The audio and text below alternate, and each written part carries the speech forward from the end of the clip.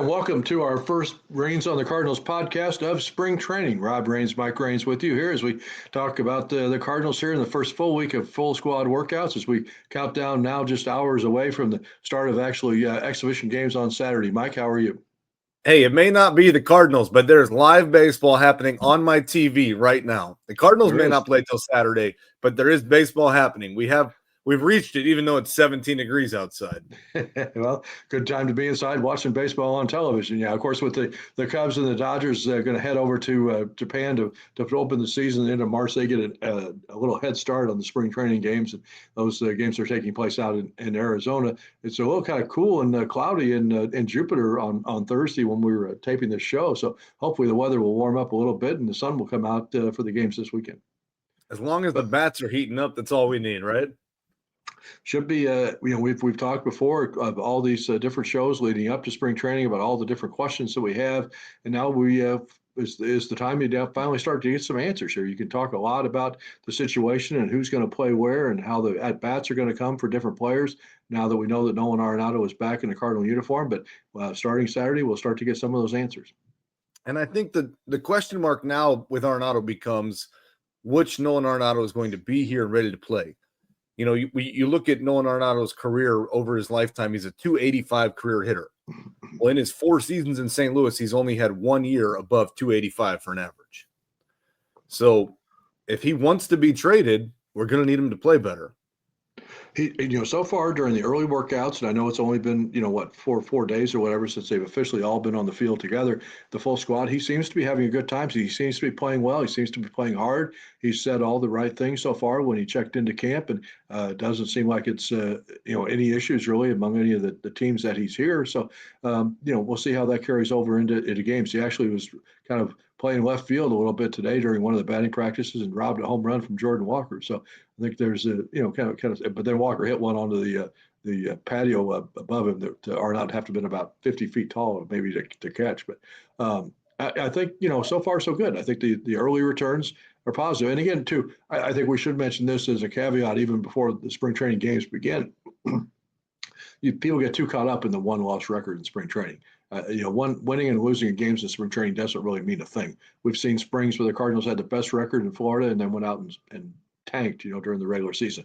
We've seen, springs when they were not very good in spring training and they got off to a very good record in April. So, April is always going to be a much more important month in spring training.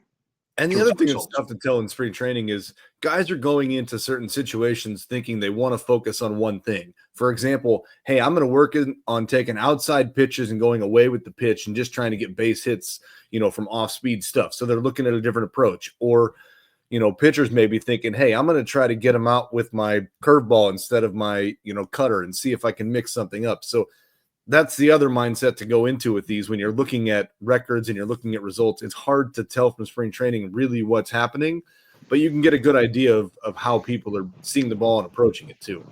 Eric Fetty will get the start on Saturday. Miles Michaelis on Sunday.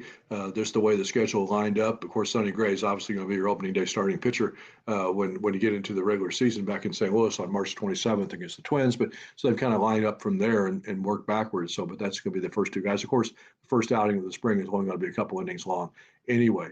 So it's mostly just to get your arms loose and get moving, right? I mean, that's the biggest key here. Like you said, April's the most important time. So the question that I want to ask you before we get off of Nolan Arenado, he knows he needs to play well if he wants to get traded. If he's playing well and the team is playing well, you don't trade. Does Mo change his opinion? Yeah, I think so. I mean, I think that's I think that the key to the card, and we've said this before. Mo has said this. Ali Marmol has said this. I think players on the Cardinals roster have said this. If Nolan Arenado is playing the way that Nolan Arenado has played in the past, has played the way he played much of his career, which is a borderline Hall of Fame player, the Cardinals are a better team in 2025 with Nolan Arenado playing third. The question is he not going to play that well? If he's struggling, then that becomes a different issue. So I think that the question will be how you find the at-bats that, if Arenado was not here, you're talking about 500 to 600 at-bats coming out of the third base position that would have gone to somebody else. So I think that's going to be the challenge, and that's where we're going to start to see some of the answers maybe in spring training, is how they're going to divvy up those at-bats and still find at-bats for all of those young players that they want to find out about this year. And the other thing too is I'm going to go on the record and say I'm glad we didn't trade him, because I think when Nolan Arenado is healthy and playing right, he's a big addition to this club that we didn't have before. Now, last year was one of his worst offensive years that he had. But if you look at the 3 years prior, he hit 26 home runs, 30 home runs, and 34 home runs. So if you're talking about a guy that can hit 30 home runs, there's only a few of these, younger guys that are going to be in that category to hit 30. And that's, Nolan Gorman and Jordan Walker, right? Have the potential to do that. But we know Arenado can do that if he's right. Yeah, and he does seem motivated. So far, I will say he does seem motivated through the first, what did I say, half dozen. And like we've talked about before, now you look over at the shift to first base.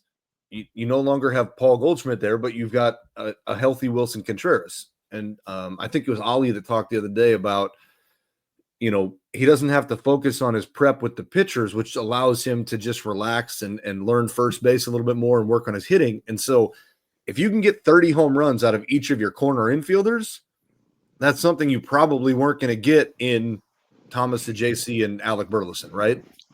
Probably, at least at this point of their careers, probably not. And it's not to say that they can't. No, but so we'll see. But I think the other thing that's encouraging to me so far about the Cardinals' early days down here in Florida is that so far, they're knock on wood, there have not been any significant injury reports. That's obviously one of the keys to any spring training for any team, is to try to get through it healthy. Cardinals have not been able to do that in past springs, as we've seen. So a lot of times still get to go over a month before they break camp and head north. So there's a lot of time, hopefully, knock on wood, for those things to happen. But to this point, they have not had to deal with that. Should mention, of course, that one more second. The Rains on the Cardinals podcast brought to you by our good friends at AAA Travel of Missouri. They're our title sponsor for all of our spring training coverage that we'll be having down here from Jupiter for the rest of the spring training camp, as well as our main sponsor on the entire website, Drury Hotels, Archwell Health, and all of the other supporting sponsors as well. So we appreciate all of their support to be able to make this podcast available and free without any paywalls, as well as, of course, all the other content that we're going to have throughout spring training, as well as throughout the regular season. Sorry, I didn't mean to interrupt you. I just wanted to plug in there. And we should mention before we go too far that it is your anniversary here. Yeah. You and my mom, Sally, you 43 years. And for those that don't know, you met at the Old Busch Stadium in the press box. Introduced by John Rooney. Had your wedding reception there, so that holds a special place in your heart too. So it does. So thank you for that. We appreciate it. Very lucky, very fortunate to be together and to be able to do what we do down here, as well as of course, when we're back home in St. Louis. So were you going to make another comment about Arenado or this? The comment I was going to say is about the health of the ball club, right? Because that's how any team does well when they stay healthy, right? I think it's certainly the case that we've got the depth now with Arenado here. We've got a little bit more depth in the position players than we thought we had before, and we've got some young guys. The question to me is the pitching staff, because it is a little bit of an older age pitching staff, and you've got some guys there that you're hoping can stay healthy. You had two workhorses in Kyle Gibson and Lance Lynn that gave you a lot of innings last year that aren't here this year. So who's picking up that much work? Yeah, we'll start to get the answers to some of those questions, of course, during the spring. I've had some other observations from the first week down here in spring training, which I think is kind of interesting. One was today. We found out that two of the younger players, the last two number one draft picks, of course, Chase Davis, the outfielder, and J.J. Weatherholt, the infielder, they got a little homework assignment last night from the Cardinals coaching staff. Each of them had to prepare a report to present to the team on Thursday morning about the two former Cardinals stars who are in residency and in camp this week, in David Freese and Ozzie Smith. Weatherholt had to do a report on Ozzie Smith, and Davis had to do a report on David Freese. And to all accounts, the people who were in the room this morning who heard that said it was very good. I asked Ozzie about Weatherholt's report, and he said, "Hey, he did a good job. He had got all the high spots." So I think that was kind of a neat thing for the Cardinals front office and the coaching staff to do. That's always encourage those guys to look up more about these guys that they're now getting advice from. It's always fun when they do the reports and things like that. They make the rookies do, but I'm a little confused though, because I thought I listened to Jim Edmonds tell me that Cardinals alumni don't go to spring training. He did say that. Okay, and I just wanted to clarify that. That was all I had to ask. But there are other Cardinals as well here, former Cardinals here. So of course, two of them on the coaching staff, and John Jay and Daniel Descalso. So it's that was there. That comment has produced some interesting reactions from some of the people down here in Canada. It has. I had to ask it because I just thought it was interesting. The other thing is always interesting when you see a spring training clubhouse. It's not set up the same way as a regular season clubhouse because you've got 60 something players in there. They're a lot more congested, but it's always interesting to see how who is near who as far as the alignment of players is concerned. And the two that caught my attention right away when we saw the layout earlier this week was Thomas Ajayce's locker is right next to Wilson Contreras and two lockers down from Nolan Arenado. So I think that's not by coincidence, as is the fact that Quinn Matthews, one of the Cardinals' top two pitching prospects, his locker happens to be right next to Sonny Gray. So I think there's a reason why they put there for those guys to be able to ask questions to the veterans and get advice and work with them. And I also think that one of the keys to this club too is the work that Ozzie Smith is putting in. I had a chance to talk to Ozzie today, just hanging around while some of the guys were taking batting practice in the stadium. And he was explaining how he's already taught Thomas Ajayce how to hold his hand and his glove a little bit differently to when he goes to field the ball. And so work he did last year with Brendan Donovan, the same thing. So, and we know Ajayce's been paying a lot of attention to Nolan Arenado. So those kind of things are really invaluable for some of the younger players. And I think that they appreciate the advice that they get from those guys. And I think some of these guys have really good advice, right? When you look at a pitcher like Sonny Gray, he's one of the most prepared pitchers that I've ever seen. He's one of the most prepared guys that I've ever seen in how he approaches his. And you watch him throw a bullpen, and he's telling you like, hey, I saw a clip the other day where he was saying to Herrera, he's like, hey, block this one. It's going to come in the dirt. Or, hey, I'm going to do it like this. And so, he's working on very specific things. And for the younger guys to watch that and see how he approaches the game, I think can be very helpful and valuable. So, not only are they getting it from guys like Ozzie Smith and former players, but they're getting it from the current veterans too. Exactly, and that communication goes a long way to the success of a ball club. The other thing I wanted to point out that I saw this week was we've talked a lot on this podcast, as well as, of course, every Cardinal fan out there has talked about the prospects and the excitement for Quinn Matthews and Tin Cans. Matthews is actually going to make a start next week on the road with the Cardinals go across the state to play in Dunedin and against the Yankees in Tampa. So I think he's in line to start one of those two games. But I saw Tekoa Roby throw a live batting practice as well this week. And the fact that we kind of haven't talked about him as much over the last year and a half because he's dealt with a lot of injuries, but he looks healthy. And if he's healthy and pitching the way that the club expected him to pitch when they made that trade with Texas, that actually brought Ajayce as well, that may be a guy to pay attention to too. Don't sleep on Tekoa Roby. And the fact if he's healthy, he's going to be able to contribute to this club sooner rather than later as well. There's a pretty solid core of young pitching right there that is ready to go, right? You look at Gordon Graceffo, you look at Michael McGreevy, you look at Tink Hence, you look at Quinn Matthews, you look at Tekoa Roby. All of those guys are ready to pitch and ready to go big, solid innings. Now, they haven't pitched at the big league level, so that's the question is how does this stuff transition over there and how does that work? But also, some of those guys are going to want to get innings here. So I'm curious to see. I understand that Mo changed his terminology and it's not so much as a reset as it is a transition now, but how do we get these younger pitchers innings when we've got some guys that we've, I don't mean this to sound rude, but if we didn't have Miles Michaelis locked into the money, we wouldn't have re-signed him. You know what I'm saying? Like we wouldn't have kept him for this year because we want to get younger guys pitching. So how do we work that in? Is it a 6-man rotation? Ollie's talked about that. And so it'll be interesting to see I'm curious to see how the innings play out as the year progresses. Because they also got to get the bullpen ready. It's not just the young pitchers that too. Is they've got to find roles for everybody in the bullpen. What's what Liberatore and Romero's role is going to be as the left-handed setup guys for Helsley. Who's going to be the right-handed setup guys for him? So there is some jobs to be won out there, and I think that those things all tend to shake down here. But I think right now, you've got a situation where you have a lot of good young players, and how the Cardinals pick and choose which ones are going to match up with the veterans for this year is going to be really interesting. And then what they do with those other guys, because I think you're coming to a year from now probably where you have a lot of really tough roster decisions to make about who to keep and who to try to move on to some other organization, simply because there's not going to be playing time for everybody. And you look at a guy like Steven Matz. He's pitched well. He's not pitched well. He's pitched as a starter. He's pitched out of the bullpen. So I'm curious to see kind of, where does somebody like him fit in? How do they work some of that through, right? which Miles Michaelis shows up. Is it the one that was here 2 years ago and looked fantastic, or is it the one that was here last year? And how long do they wait with some of the veterans before they decide, you know what, we're just going to move on and let some of the young kids pitch? I Or think part does of it? that. Go ahead. I'm sorry. I didn't mean to interrupt I you. was just going to say, or does it work itself out based on how well the young kids play? I think it works itself out by two things. I think it works itself out by how well the club is playing as a whole.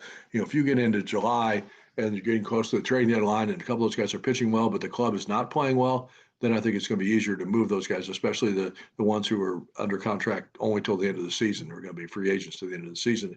So I think you're going to see some of those young pitchers here either way by July, either because they're pitching so well they force the issue, or because the other guys are pitching well enough that they can be able to move to another organization. So it's going to be interesting, though. The other thing, of course, I want to point out, too, is some of our other spring training coverage that's coming up here on STLSportsPage.com. Already had a story up. You mentioned him a minute ago, Kyle Gibson, about kind of he's still home at battling the snow there as he's trying to wait for a job. And, I talked to a lot of other people. Really, I think you and I both are on the same page, so where it just seems like it would have made financial sense to move one of those couple of guys that had free agent status at the end of the year, move those contracts and bring in Kyle back for a smaller contract. But the Cardinals to this point have not chosen to do that. And unfortunately for Kyle, he's still trying to get a job. So that story is elsewhere on STLSportsPage.com.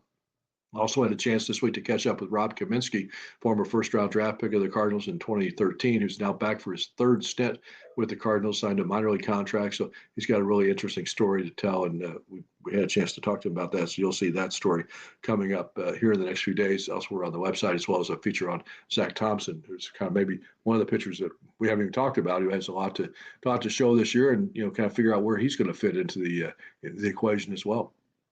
There's certainly some tough decisions as we work through this. And the other thing that I'm curious to watch throughout all of this too, is a guy we've talked about before, is what's the approach look like for Brant Brown now? And how is he changing the focus of these players, right? Because this is his first spring training with these guys and his first year with a lot of them. And so, it's going to be interesting to see what kind of impact he can have right away too. Starting Saturday, of course, we'll be back doing our regular spring training features. So we'll be doing every game from spring training, which will be a little postcard recap of the game, and then our video recap called the Jupiter Minute, which kind of recaps all the action for you. So we'll have those features as well as some more minor league coverage as well coming up here on the website. The full minor league camp opens on February 28th, so there'll be a lot more guys in camp to write about. And I know people always enjoy those stories that you may not have read anywhere else or heard much about some of those other guys, as well as, of course, all of our continuing major league coverage as well. You're going to be down here from Florida next week. We'll have a Reigns on the Cardinals podcast together again in our spring training headquarters suite here at the Homewood Suites Hotel. Excited to get down there and see the first week of games going. And, like we said, there's going to be guys just getting the couple innings here and there to start as they work through. But I think, there's a lot of exciting things to look at for this team, right? There's going to be a lot of fun to have. And I think a lot of these young kids are kind of coming in with a chip on their shoulder saying, hey, don't count us out. Like, we're here to prove you wrong because we know we can play. And so I think the fans are going to be excited by the baseball that is happening here. Yeah, and the other thing they're going to see when they start watching these games, whether they're watching on television or in person, is some of the stadiums in spring training this year are going to be testing out the automatic ball strike challenge system that's been existing in some of the minor leagues. Memphis has had it for the last couple of years. So you're going to see that on the scoreboard of some of these spring training games as they challenge pitchers and batters and catchers can challenge pitches that they think the umpire has called wrong. And it's an interesting system. I think having seen it in Memphis, I think it works very well. And I wouldn't be surprised if excuse me, you're only a year or two away from seeing that implemented in the big leagues. So they're going to be able to test it out here during spring training. I think I'm a big fan of the system, and anyone that's been to a minor league game and seen it, it works very quick. It's a very fast system, works very good. I think the only thing they need to figure out is the challenge system a little bit more, because the minors didn't have that much of a challenge system with it. And so I remember watching one game where there were quite a few replay challenges, and yes, it's a fast system. So, once they get that part figured out, I think people are going to like it, similar to how they like the pitch clock. Yeah, I don't know if there's going to be a limit on how many challenges a team can have. I know that it's one of those ones that if you're right and the call was overturned, then it doesn't count as a challenge, just like kind of somehow it does in football and stuff. So, but I still think there has to probably be a limit on how many times you can challenge during a game. So it's certainly much faster than the instant replay system reviews of plays when you have to go to New York and have the people look at the call and decide Much this is on the faster, yes. scoreboard right there, boom, and it's done. So, and Yeah, it was under 30 seconds for everyone that I saw. I suspect all of the cold weather and snow back in Missouri this week has maybe prompted a few people to look at that map and say, you know what, it's 70 degrees in Florida and baseball's about to get underway. So let's plan that trip down to Jupiter and watch some Cardinal baseball. So not too late to do that. Room's still available here at the Homewood Suites if you're coming down. Our party, of course, is on March the 11th. You can still kind of find more information about that on our website. We're working on the guest list for a couple of players that we'll have on hand. Still talking to some people, but not officially determined yet. But that'll be done here shortly as well. So always be a good time. And even if you can't come for that party, I encourage you to come down here and enjoy the sun and the beach and the good restaurants and everything else that is away from 0 degree weather and several inches of snow.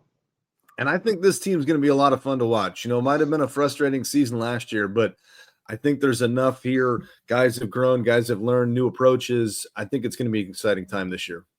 Well, we will have it all covered for you here on stlsportspage.com and all the different various formats that we'll have. And we thank our, again, presenting sponsor for all of our spring training coverage, AAA Travel of Missouri, as well as our regular sponsors, the Drury Hotels, Archwell Health, and the others for bringing you all of this content. So check out all of our other sites, stories, and everything else here as well on stlsportspage.com. I will be back with another edition of Reigns on the Cardinals podcast next week here on stlsportspage.com.